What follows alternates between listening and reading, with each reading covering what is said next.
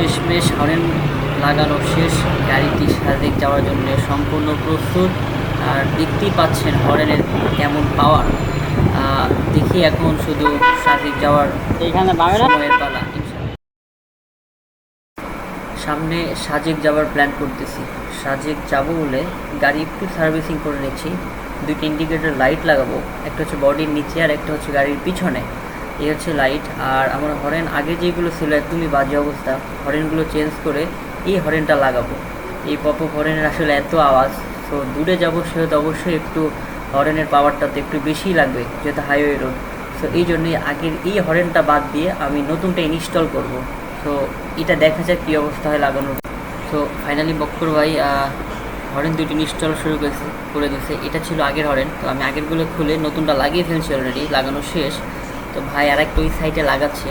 তো গাড়ির হরেনটা লাগানোর পরে অনেকটা দেখতে সুন্দর লাগতেছে, কিন্তু বড় কথা এই হরেনগুলো নিয়ে বাইরে বের হওয়া অনেকটা রিস্ক। পুলিশের সামনে পড়লে এটার জন্যই কিন্তু মামলা দিয়ে দেয়। তো যারা লাগাবেন ভেবেচিন্তে। আর এই জিনিসটা লাগে, এই হরেন লাগাতে এই জিনিসটা লাগে যে এই পার্টসটার জন্য ব্যাটারি ইফেক্ট পড়ে না। তো আসলে ফিটিং করতেছে, আসলে এই পার্টসটা রাখার জায়গা পাচ্ছিল না। তো উনি অনেক বুদ্ধি খাটিয়ে এটা আসলে লাস্ট পর্যায়ে রাখছে।